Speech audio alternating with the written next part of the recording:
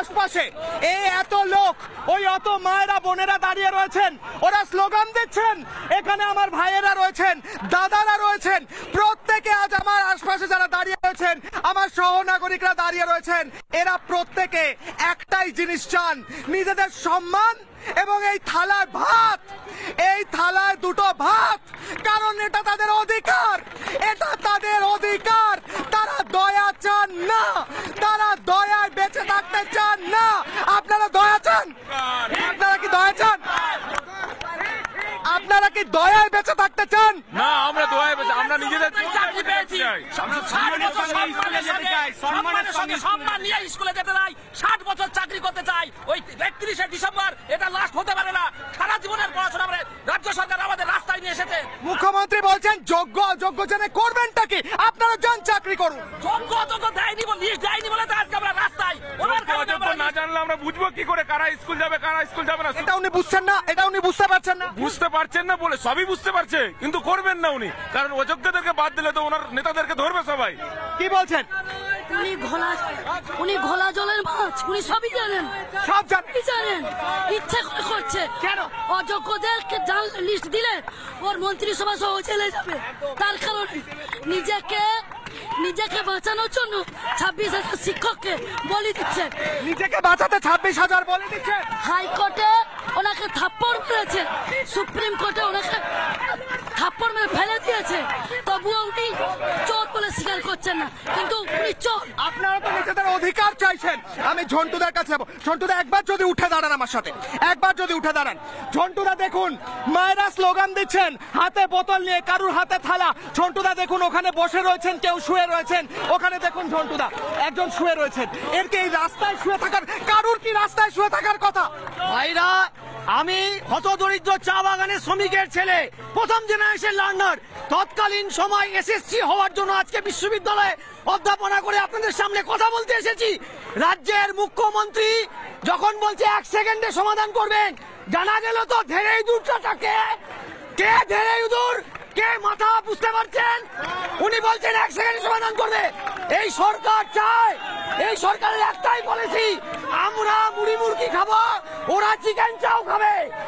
Article 12, এই বাড়িটা হচ্ছে আর্টিকেল 12, ওই বাড়িটা আর্টিকেল 12। মুখ্যমন্ত্রী অ্যাপয়েন্টমেন্ট অথরিটি, একটাই পথ, আপনি যোগ্য অযোগ্য তালিকা দিন, বাংলার ছেলে মেয়েকে বাঁচান, শিক্ষাকে বাঁচান, না হলে এখান থেকে আমরা কেউ যাব না, একদম নড়বো না।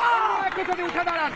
অরুণিমা, আজ আমার প্রশ্ন হচ্ছে আপনার কাছে, আমার চতুর্দিকে যে ভাই বোনেরা দাঁড়িয়ে আছেন এবং এই খালি থালা নিয়ে তারা দাঁড়িয়ে আছেন, আপনারা চাকরি প্রার্থী, আপনারা একযোগে কেন আন্দোলন করেন না? আগামী দিনে এটাই সময়ের দাবি, কেউ রাজপথ ছাড়বেন না। যারা ডিপ্রাইভ হয়েছে প্রত্যেকে এই রাজধানী স্তব্ধ হবে, এটা সময়ের কথা, সময়ের দাবি। সময়ের কথা না শুনলে ইতিহাস ক্ষমা করবে না। প্রত্যেকেই দুর্নীতির শিকার। এই দুর্নীতিবাজ ঘুঘুর বাসা ভেঙে চুরমার করে নিজেদের যোগ্যতার ভিত্তিতে কাজ অর্জন করতে হবে, এটাই সময়ের কথা। We are ready to fight against this corruption. Are you ready? Are you ready? Ready. ভিক্ষা নয়, চাকরি চাই, যোগ্যতার দাম চাই। এ যোগ্যতা কেড়ে নিলে এর লড়াই থামার নাই। লড়াই থামবে না, লড়াই থামবে না। অরিত্র বলছেন এনারা, আমরা সহনাগরিকরা ওনাদের পাশে থাকতে পারি কি পারি না? আমরা শুধু পাশে থাকতে পারি না, আমরা সম্পূর্ণভাবে রয়েছি। এবং আমি শেষ বার্তা এটাই দিতে চাই, এই যে খালি থালাটা আজকে রয়েছে, এই শিক্ষকদের খালি থালা, এই থালাটা একদিন ভর্তি ছিল, সেই ভর্তিটা তারা যোগ্যতার ভিত্তিতে ভর্তি করেছেন, কেউ তাদেরকে পাইয়ে দেয়নি, কোন নেতা তাদেরকে পাইয়ে দেয়নি। কোন পার্থ চ্যাটার্জির পা চেটে এনারা চাকরিটা পাননি, কোন পার্থ চ্যাটার্জির পা চেটে এই হাজার হাজার লোক চাকরি পাননি। তাই এসএসসির কাছে একটাই স্পষ্ট দাবি, এই থালায় ভাত পুনরায় ভর্তি করতে হবে। আজকে এই কাগজ প্রকাশ করতে হবে, যেভাবেই হোক। কাগজ যদি প্রকাশ করতে হয় ডিসেম্বরেও যেটা করা যাবে, আজকে এপ্রিলে দাঁড়িয়েও সেটা করা যাবে, কাগজ প্রকাশ করতেই হবে, এটাই শেষ দাবি। আপনার ব্রাত্য বসু বলে দিলেন কাগজ প্রকাশ, তালিকা প্রকাশের কোনো প্রশ্নই নেই। এরপর কি আপনারা করবেন বলুন? আপনাদের প্রকাশ করতেই হবে। আমরা এমন আন্দোলন ঘোষণা করব, আপনারা দেখবেন মুখ্যমন্ত্রীর যে দম্ভ, যে আন্দোলনের দম্ভ, সেই দম্ভকে আমরা চুরমার করে ছাড়বো। এই শক্ত মাটিতে আমরা আন্দোলনের বীজ বপন করেছি, চারা গাছ হয়েছে, জল দিচ্ছে আমার যোগ্য চাকরিহারারা। আমরা মমতা বন্দ্যোপাধ্যায়ের দম্ভ ভেঙে তবে এই জায়গা থেকে আমরা যাব, আমরা জিতবো। তাকে যোগ্য অযোগ্যতার তালিকা প্রকাশ করতেই হবে, মিরর ইমেজ প্রকাশ করতে তিনি বাধ্য থাকবেন। মুখ্যমন্ত্রী বলছেন 1 সেকেন্ডে তিনি সলভ করবেন। উনি কলকাতা থাকলে উনি হয়তো আসবেন, আপনাদের সঙ্গে কথা বলবেন, আপনারা কনভিন্স হবেন, হতেই পারে। মুখ্যমন্ত্রীর কোনো মিথ্যা প্রবঞ্চনায়, কোনো মিথ্যা ভাউতাবাজি নেই, কোন যোগ্য চাকরিহারারা আর ভুলবে না। ওনাকে আসতে বলুন, ওয়েলকাম করব, কিন্তু কোনো বদ্ধ করে আলোচনা হবে না। মুখ্যমন্ত্রী একজন মিথ্যাবাদী মুখ্যমন্ত্রী, ভাউতাবাজি মুখ্যমন্ত্রী, এটা আমরা পরিষ্কার বুঝে গেছে যোগ্য চাকরিহারারা। সুতরাং আমাদের দাবিতে আমরা অনর, আন্দোলন চলছে, আন্দোলন চলবে, দাবি না মেটা পর্যন্ত এই স্থল আমরা কোন অবস্থায় ছাড়ছি না। পুলিশের যত চোখ রাঙানি তাকে উপেক্ষা করে আমরা থাকবো। বেশ, আপনারা থাকবেন, এরা প্রত্যেকে রাস্তায় থাকবেন। ডিসেম্বর অবধি উনি বলেছেন রাখবেন। 2026-এর জানুয়ারি থেকে আমাদের ছেলেদের শিক্ষার একটা মৌলিক অধিকার। 2026-এ অনেক রিটায়ারমেন্ট থেমে নেই, রিক্রুটমেন্ট থেমে আছে। 2026-এ ছেলেরা শিখবে কোথায়, কার কাছে শিখবে? উনি শিক্ষার অধিকার কেড়ে নিতে চাইছেন। কেড়ে নিচ্ছেন অধিকার, অধিকার কেড়ে নিচ্ছেন। অবশ্যই আমাদের বেঁচে থাকার প্রশ্ন, আমাদের জীবন জীবিকার প্রশ্ন, কে তার নিশ্চয়তা দেবে? আজকে উনি বলছেন যে তোমরা চাকরি করতে চলে যাও, 31শে ডিসেম্বরের পরে আমাদের সার্ভিস কন্টিনিউশন থাকবে, সেটা কে তার নিশ্চয়তা গ্যারান্টি নেবে? আপনার পরিবারের কি হবে? আমার পরিবারের নিশ্চয়তার কোনো গ্যারান্টি কেউ নেবে না। আজ আমি যে দুর্নীতির শিকার হয়েছি, আজ আমি যে প্রাতিষ্ঠানিক দুর্নীতির শিকার হয়েছি, এই দুর্নীতিমুক্ত, এই দুর্নীতিগ্রস্ত সরকারকে তাড়াতে না পারলে ভবিষ্যৎ প্রজন্ম, আমাদের ছেলেমেয়েরা এই দুর্নীতির, একই দুর্নীতির শিকার হবে এবং তারাও রাস্তায় বসে থাকবে। আমাদের প্রজন্মটাই রাস্তার পর রাস্তায় কেটে যাবে।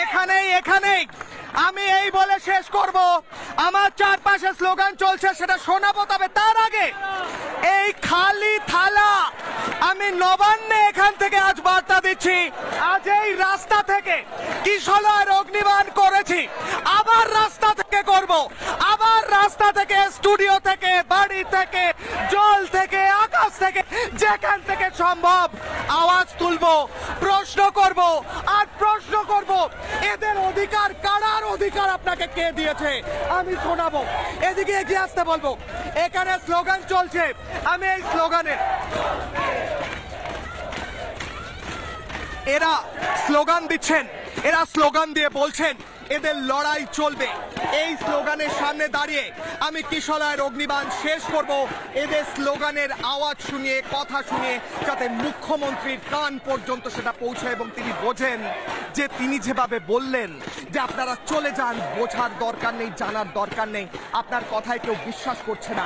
আর ব্রাত্য বসু, আপনার নাটকটা আপনি বন্ধ করে নিজের প্রফেশনাল কাজটা আপনি করুন, এদেরকে বিচার দিন।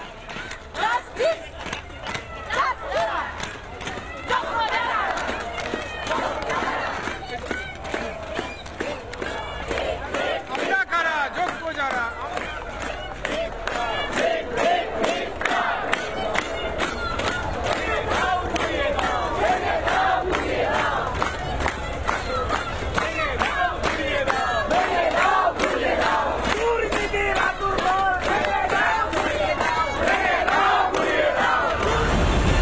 নানা ধরনের কন্টেন্ট দেখার জন্য লাইক করুন, শেয়ার করুন আমাদের ফেসবুক পেজ, সাবস্ক্রাইব করুন আমাদের ইউটিউব চ্যানেল।